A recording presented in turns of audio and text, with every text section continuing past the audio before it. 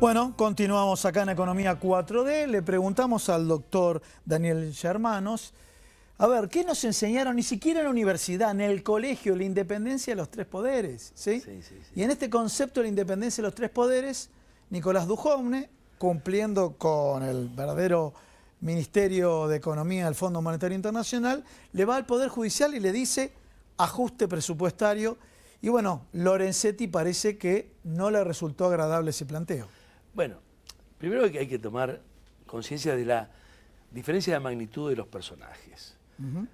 Si tuviésemos aquí alguna medida, Duhovne mediría 2 metros y Lorenzetti mide 9. Es un personaje muy pequeño, Duhovne, para hablar con Lorenzetti de este tema. Lo digo con toda claridad. No, pero estuvo muy claro, ¿no? Con toda objetividad. Lorenzetti es un hombre con una gran formación judicial, es un gran jurista y además es un hombre con cintura política. Duhovne no tiene ninguna de estas características y la economía demuestra que tampoco tiene las otras.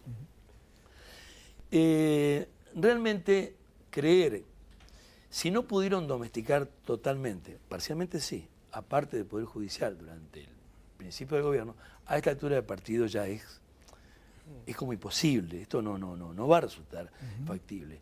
Sí, en algún momento va a haber que crear fondos que sean propios, auténticos de la justicia a través de las tasas y de porcentajes de honorarios y demás, para una verdadera independencia. Porque vos fíjate, cuando haces un allanamiento, ¿con quién vas? Vas con el Poder Ejecutivo, te acompaña la Gendarmería, la Policía. Cuando vas a hacer una pericia, ¿dónde vas? Al Ministerio de Salud.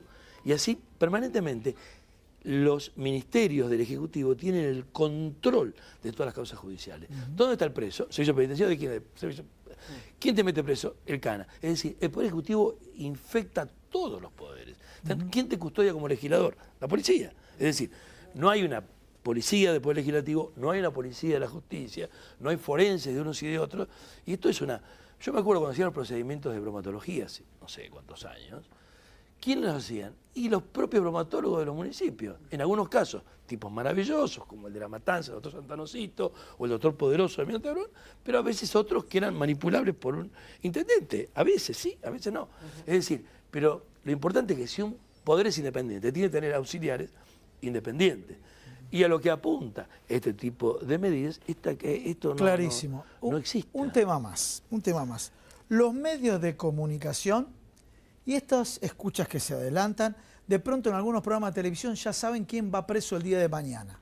Este tema de la filtración de la información. Mira, en 2 causas firmadas por mí, una que está en el juzgado del hijo y otra en el juzgado del doctor Vitale de Loma de Zamora, yo he denunciado como partícipes del tráfico de influencias, en carácter de partícipes necesarios, a algunos colegas de ustedes. No tengo problema en dar el nombre. Uno es Leuco y otro es Majul. De cobrar dineros, de emplear a sus esposas en el Poder Ejecutivo y de recibir instrucciones precisas para hacer fusilamientos mediáticos. Esto me consta, esto está aprobado. Pasará un tiempo, tendrá que venir otro gobierno, otro oxígeno, para que esto... Pero las cosas están avanzando, y están avanzando muy bien. Y bueno, darle visibilidad a eso es importante, ¿no? Claro, porque así como alguna vez se dijo que en el golpe militar hubo cierto apoyo de la civilidad, en estos golpes del honestismo también hay apoyo de gente que no está en el gobierno y que está en los medios. Porque realmente la mejor forma de domesticar, lo decía Humberto Eco, no lo digo yo, ¿no? Lo decía el propio Ortega Gasset, hablando de un siglo, una de las formas de domesticar son los medios.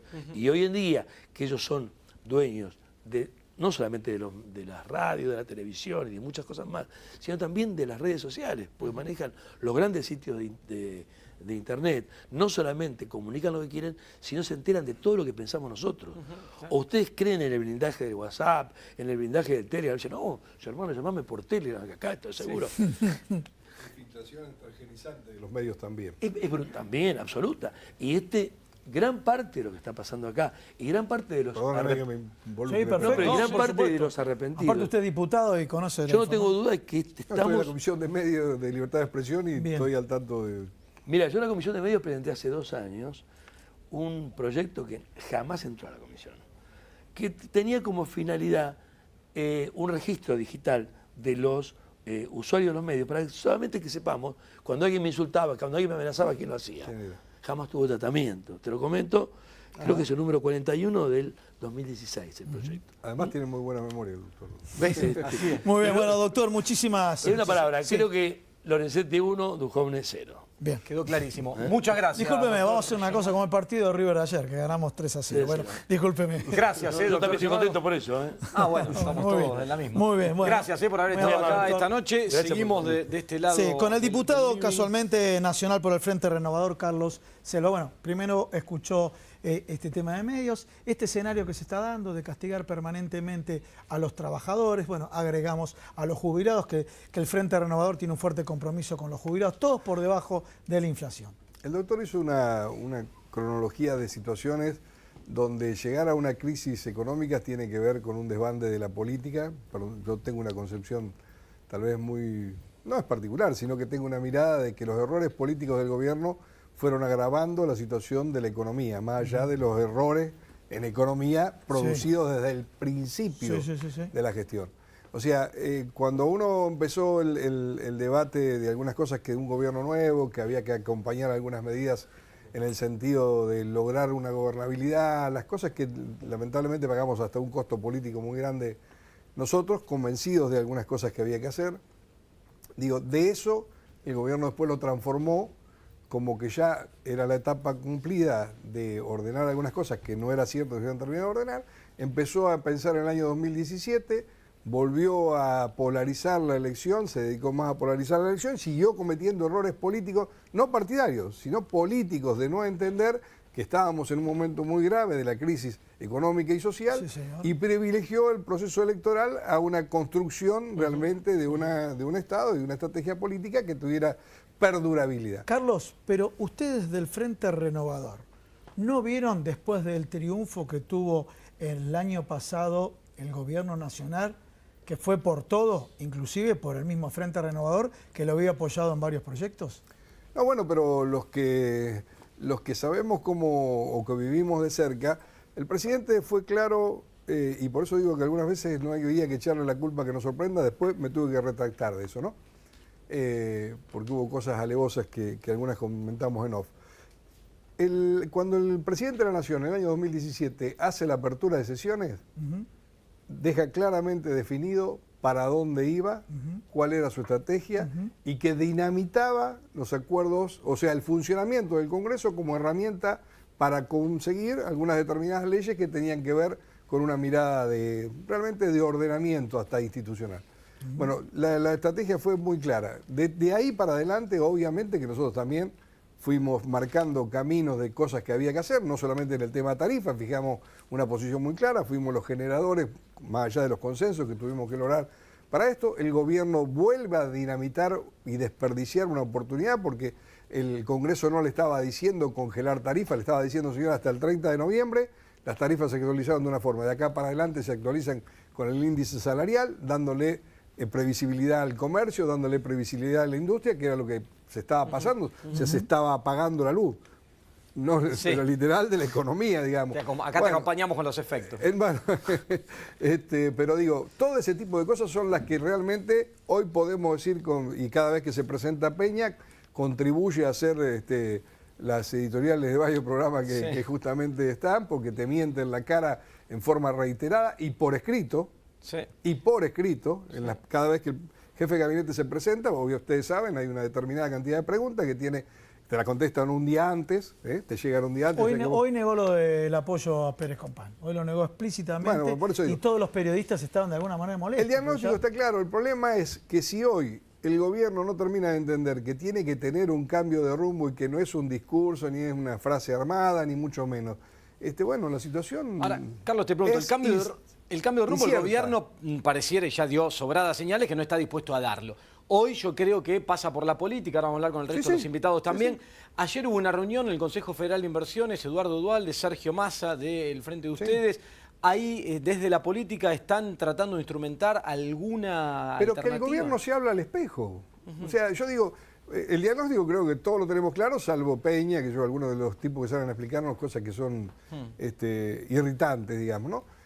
Digo, el diagnóstico está claro, los mensajes están yendo ida y vuelta, pero vuelvo a repetirte, el gobierno está más cerrado que nunca, más cerrado que nunca, y en esto que te digo que por ahí suena un poco banal con respecto a la situación de crisis, pero se siguen hablando entre ellos. Bien. Una Pasamos cortita, pero sí. disculpa, antes de, porque ya pasamos al resto de los invitados, hablábamos antes de los docentes. Yo el otro día decía, cuando fue la crisis del 2001, gobierno de la Rúa, hubo un recorte de 13% a los salarios de los docentes y una, Sí, de todos creo los que, empleados públicos y jubilaciones. claro, que creo que fue el principio del fin de lo que termina con la crisis. Hoy hay un ajuste mucho más fuerte, Claro, no es porque nominal porque en realidad la aquel inflación... entonces no había inflación, Claro. y entonces nos bajaron 13% los salarios Claro. a todos los empleados públicos y jubilados. Ahora es con una inflación, arriba te lo claro, bajan igual. entonces 15% de aumento salarial, y aunque ofrezcan, se está hablando de que van a ofrecer el 20%, la pérdida salarial es muy superior a la de la Rúa, Patricia Bullrich como ministra de Trabajo. Claro, en aquel momento. Mientras tanto, ustedes como docentes siguen en plan de lucha. Hoy la manifestación, la movilización de Sí, hoy. en el caso de los docentes de la ciudad, el lunes hay un plenario de delegados que seguro... Él representa a los docentes de la ciudad. Claro, Aclaremos a la Unión los de docentes Trabajadores de la universitarios. Educación, el lunes hacemos un plenario de delegados, es seguro que se va a votar un plan de lucha, va a haber paros docentes, lamentablemente, para la comunidad, pero nosotros no podemos seguir la pérdida de este poder adquisitivo. Y va a haber un paro nacional de la CETERA. El proyecto de presupuesto que el Gobierno Nacional mandó, en el proyecto de presupuesto Nefasto. eliminan la jubilación especial que tenemos los docentes, para lo que aportamos 2 puntos más, Se va a los bancos provincia. y nos sacan el incentivo docente, que es una parte de nuestro salario que aporta el Gobierno Nacional, que se había conseguido con la Carpa Blanca, que había ido subiendo, y eliminan también eso. Así que también la CETERA va camino a un paro nacional. y una Aclaremos, protesta. jubilación especial, que no es jubilación de privilegio, ¿no? Pero por Que supuesto. no es jubilación de privilegio. Pero es fácil confundir a la sociedad con eso. Claro, bueno, Bueno, es muy fácil. ¿por qué lo digo? eso lo Comunicacionalmente aclaramos, se trabaja permanentemente en contra del sindicalismo, en contra de los docentes. Cavallo había eliminado esa jubilación docente también con el discurso de la jubilación de privilegio, entonces le sacó a los diputados en los 90 y sacó la jubilación docente, que fue una conquista que recuperó CETERA en el gobierno de Néstor Kirchner, que fue el acuerdo de recuperación del 82% móvil. para Muchísimas gracias a ambos. Y pasamos a la otra parte del estudio, ¿sí? Sí. Con Gustavo Marangoni, politólogo. A ver, comenzamos el programa diciendo: errores comunicacionales del gobierno, maniobras disuasivas, respuestas esquivas y errores de diagnóstico. ¿Cuál es su abordaje? Todo eso es cierto, obviamente, pero me parece que la duda hoy fundamental de la sociedad es respecto de cómo el presidente toma las decisiones. Por eso el problema es eminentemente político. Ya no hay que discutir un instrumento u otro. Ya no se trata de Letes, Novak, Lelic. Dejemos todo eso de lado. Lo que hay es una duda razonable dentro y fuera del país respecto de cómo el presidente toma las determinaciones, cómo el gobierno toma las determinaciones. Esto que habitualmente escuchamos en la calle cuando dicen la corren de atrás, se les escapó la tortuga, etcétera. Es decir, aquí los acontecimientos gobiernan al gobierno. No el gobierno a los acontecimientos. Y eso aquí y en cualquier otra geografía es ya un síntoma de una crisis importante. Entonces, esto sucede, y en parte Carlos lo ha dicho, porque hay un gobierno muy hermético, hay un gobierno que en realidad terminó comprando lo que vendía. Terminó...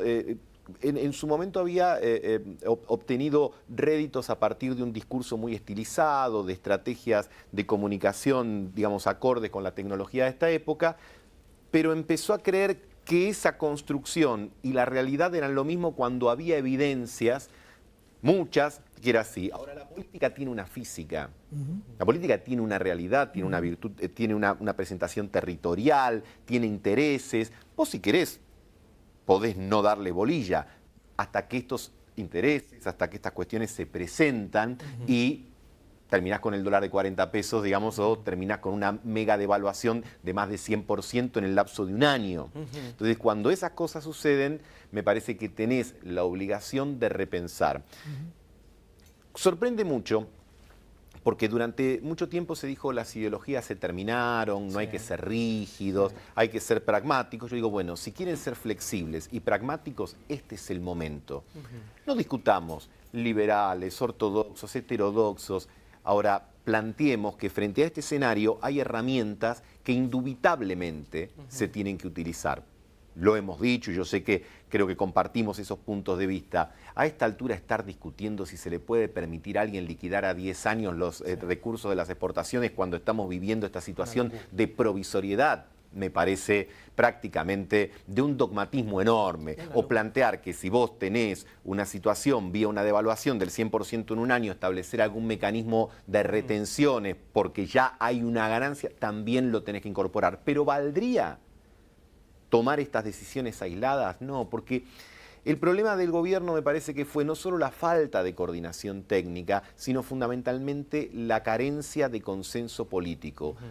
Lo que quiere construir no se puede, me parece que, primero que no se puede con esta metodología.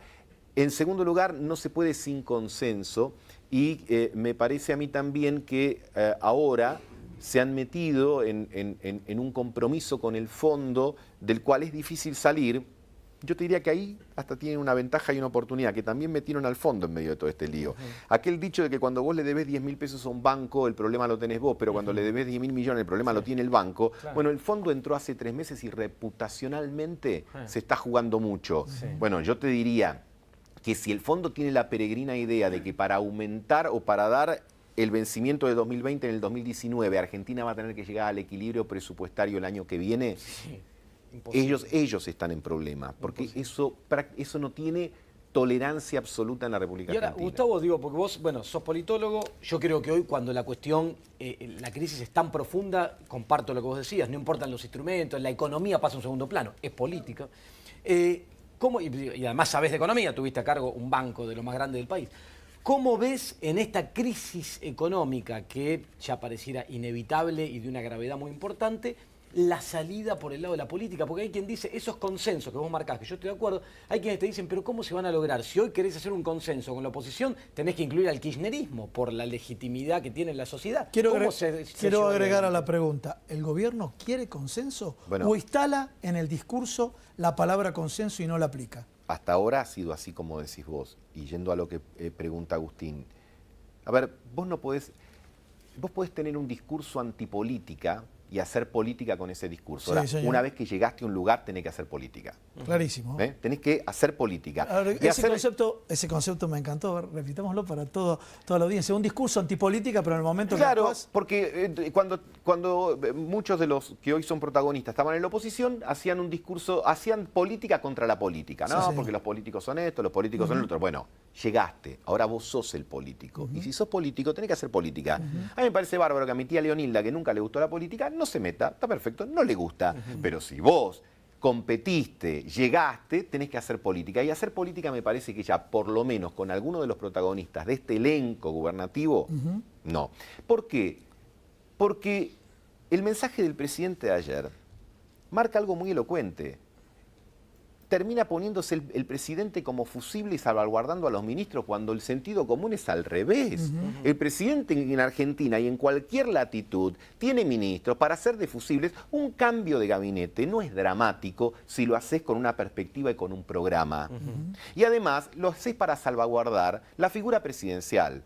Nosotros podemos no estar de acuerdo con lo que está haciendo el presidente, pero la figura del presidente la tenés que preservar porque Argentina es un país presidencialista. Entonces yo te diría, vamos a cuidar al presidente. Pero es más grave, Gustavo, porque hoy ella dijo, fue una decisión del presidente. Bueno, acá hay cuestiones. A ver, todos aquellos, aparte como acá estoy rodeado de buena gente de River Plate, que estamos todos muy contentos por el triunfo de ayer, que por lo menos fue una buena. Nos van a matar. Yo diría, el lenguaje futbolístico no se puede patear el córner y cabecear. Aquellos presidentes que quieren ser presidente y ministros hacen las dos cosas mal.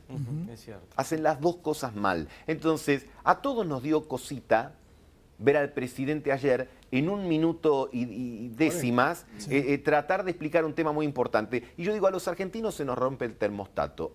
A veces veníamos de discursos presidenciales extenuantes para explicar cosas poco importantes y ahora venimos de discursos que duran segundos para explicar cuestiones estratégicas como es un acuerdo que te va a hipotecar el futuro por vaya a saber cuántos años. Entonces vos decís, pará, ¿por qué no tenemos que bañar con agua helada o agua hirviendo cuando la gente se baña con agua tibia y si está frío pone mala caliente va regulando? Entonces yo digo, me parece que un cambio de protagonista en el elenco gubernamental es importante, pero alcanza no si no tenés un programa que busque por lo menos algunos vínculos de diálogo con la oposición. Si acá vos seguís con la idea, a ver, a mí me parece bárbaro buscar equilibrios presupuestarios, pero si vos seguís con la idea de sacarle sangre a un anémico, pensando que eso lo va a revitalizar, bueno, me parece, y eso es todo el alfa y el omega de tu programa, bueno, entonces estamos en problemas. Lo terminas matando. Pedro Bucetti, vamos con Pedro Bucetti, después Dale. hacemos una preguntita más a Gustavo. Pedro Bucetti, presidente de Defensa de Usuarios y Consumidores de EUCO. Bueno,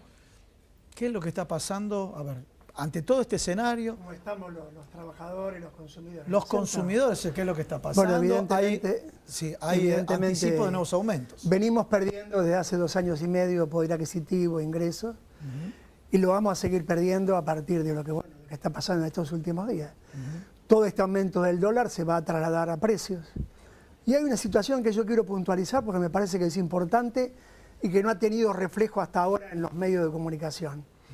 El próximo martes hay audiencias públicas por las tarifas de gas. Allí se va a discutir la actualización del precio que pagan las distribuidoras de gas con los productores de gas. Pregunta, ¿le presentan los balances para ver cuánto ganaron las empresas? Discúlpeme, te lo ejemplifico rápido. Sí. En el expediente de la audiencia no hay absolutamente nada. Bien, clarísimo. Hay 20 empresas convocadas a la audiencia y una sola que presentó 8 páginas, que es Transportadora Gas del Sur. Pero voy al problema principal. Perdón. Sí. Al problema principal que es este. Las distribuidoras han comprado gas entre abril y septiembre y tienen que pagarlo ahora. Estaba pactado a un precio de 22 pesos el dólar. Hoy lo tienen que pagar a 42. 40. Eso implica que el gas que vendieron, lo vendieron a un valor menor al que tienen que pagarlo. Esto tiene que ver con que va a haber un aumento de prácticamente el costo del 100% en el valor del gas que tienen que pagar la distribuidora. Si lo pagaban a 20, lo tienen que pagar a 40 y un aumento del 100%. Como el 40% de lo que pagamos como metro cúbico de gas tiene que ver con el precio del gas que compran las distribuidoras a las productoras, allí va a haber un aumento realmente extraordinario que además no solamente impacta en las tarifas de gas, impacta en las tarifas de luz, impacta en toda la economía porque se consume electricidad, se consume gas natural y lamentablemente el gobierno no ha todavía dispuesto alguna herramienta que resuelva este tema acorde a lo que necesitamos los argentinos, ¿no? Y además te agrego algo, además de esta situación que aqueja a los hogares en Argentina, el gobierno sigue generando de esta manera inflación de costos. Digo, al proceso inflacionario lo alimenta no solo por el traslado de la devaluación, sino también por estos aumentos de tarifas sobre la pequeña y la mediana empresa. Pero además, en esta reeducación tarifaria hay que tener en cuenta lo que decíamos recién, lo que tienen que pagarle las distribuidoras a las productoras y además un reajuste semestral que tiene que ver con el aumento de los precios mayoristas, que impactan sobre los costos de las distribuidoras. Entonces son 2 elementos. Y cuando el ministro Iguacel dijo que el aumento de tarifa iba a ser de aproximadamente el 25%, lo dijo antes de que el dólar cueste hoy 40 pesos. Entonces, seguramente que va a ser mucho más.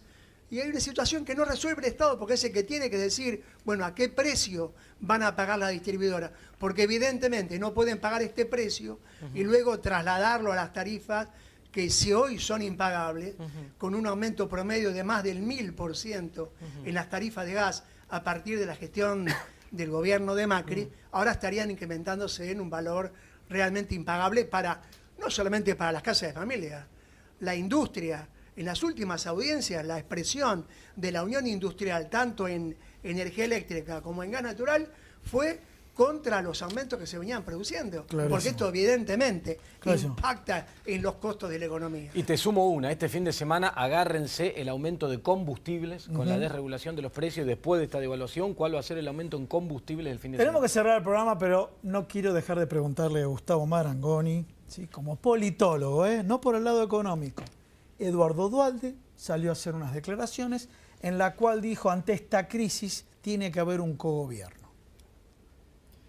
Mira, yo lo planteo en el ámbito de los consensos. Yo no sé si un cogobierno, porque habría que ver si hay alguien que quiere gobernar, digamos, con el elenco actual. Me parece que está el Congreso están los empresarios, están los sindicatos. Lo que seguro me parece que no puede seguir es esta situación, vuelvo a lo que decíamos anteriormente, con este proceso de toma de decisiones. Así, evidentemente, no se puede transitar el año preelectoral y las consecuencias de la evaluación, porque nosotros estamos viendo el numerito en las pizarras, pero está todo lo que se dijo. Yo lo escuchaba al caballero.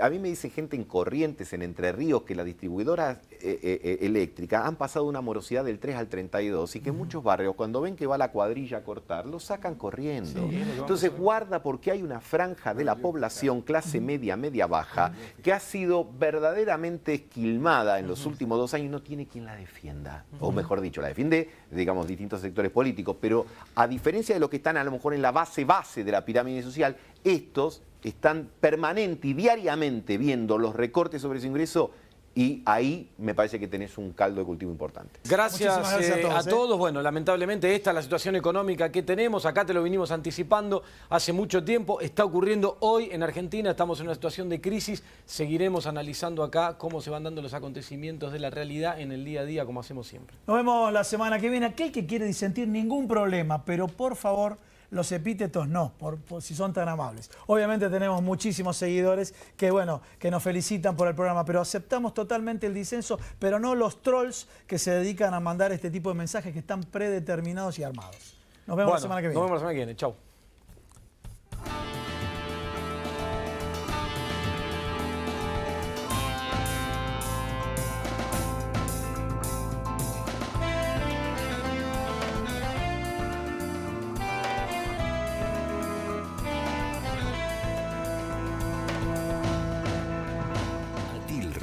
Es artífice de un proyecto solidario, colectivo y social. Es una realidad que crece, se desarrolla, vive y se multiplica, pero sobre todo permanece en el tiempo. Atilra, más de 70 años sembrando de sueños el camino. Cuando la salud está en peligro, el único remedio es la justicia. Si en las provincias se derogan las leyes sanitarias, las farmacias de barrio pueden desaparecer. Decile no al monopolio. Es un mensaje de la Confederación Farmacéutica Argentina, a favor de la ley, a favor de la salud.